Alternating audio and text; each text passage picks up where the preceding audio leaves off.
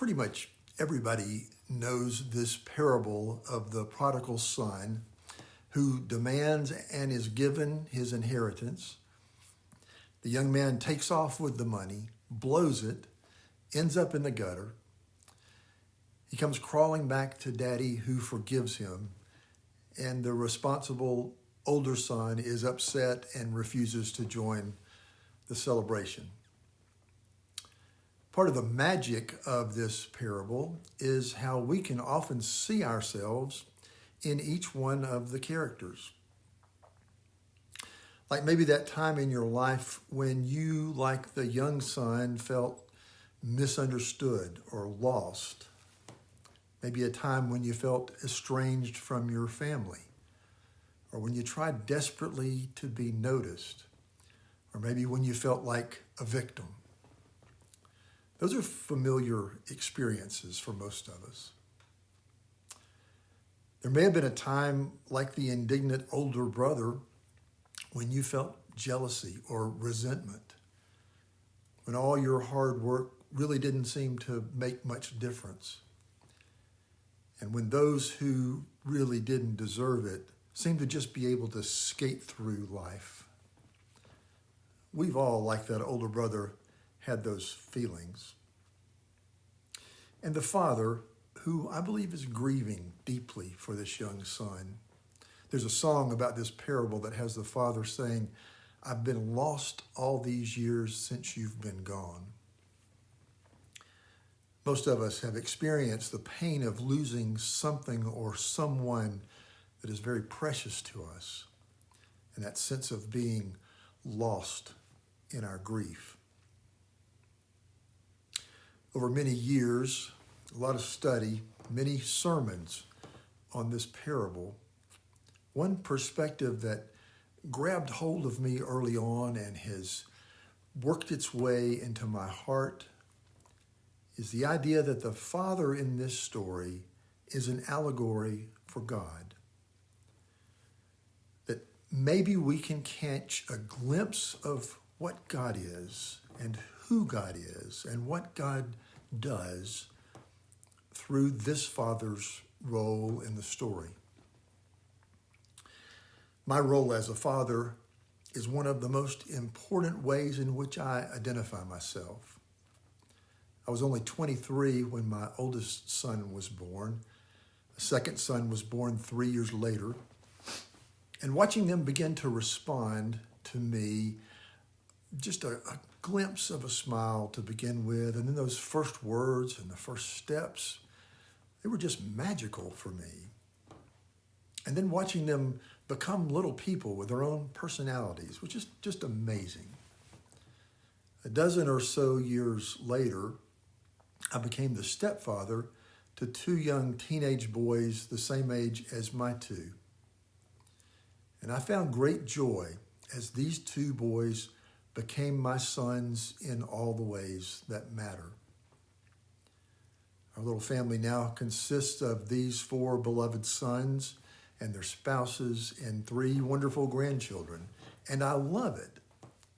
Being a father has been and continues to be one of the most important parts of my life. And I love these guys. I mean, I really love them. And here's where I can get just a tiny sliver of understanding and some help with my own personal theology. Because one of the most difficult biblical ideas for me is the concept of God's unconditional love and forgiveness. I find it perplexing and difficult to understand. God's love somehow doesn't seem fair to people. Throughout the Bible, God's plan most often uses the least desirable and the least deserving of characters.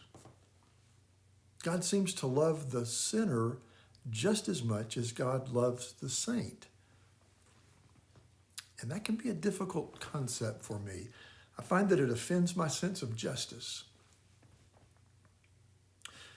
Through this story, though, I began to think that maybe this idea of God's love could be the foundation for the way I love my kids. It's a struggle for me, always has been, the idea that the creator God, the God who spoke the stars into being and placed the universe in its place, that God finds me valuable and cares for me. That God loves me not because of what I do, and often in spite of what I've done, not because of my great intellect, and more often because of my great stupidity, not because of my contributions, but often in spite of how much joy I lose in life by clinging to my fears and my jealousies and my sense of scarcity. That God loves me is a difficult concept for me. But nothing the young man in the story did changed the love that his father had for him. And the father's greatest desire was for the older son to be a part of that celebration with them. Henry Nouwen wrote that God loves us because God loves us, because God loves us, because God loves us. And that makes a little bit of sense to me because I'm a father and I have sons whom I love more than life itself. I swell with pride when they excel and I hurt with them when they stumble. Sometimes I get angry at them. Sometimes they hurt my feelings. But none of that has anything to do with the fact that I love these guys. I love them not because of what they do, not because of their intellect or their humor or their successes. I love them because I love them. It's as simple and as complicated as that. But I think that's the kind of love God has for me. That's the kind of love God has for you. It's the love of a God who forgives us and wants us to be part of the great celebration. In each telling of this wonderful story of the waiting dad and his two sons, I feel like I get a little closer to understanding, maybe just a little bit, who God is, what God does. When all is said and done, I think it may be this. God loves us because God loves us. Because God loves us.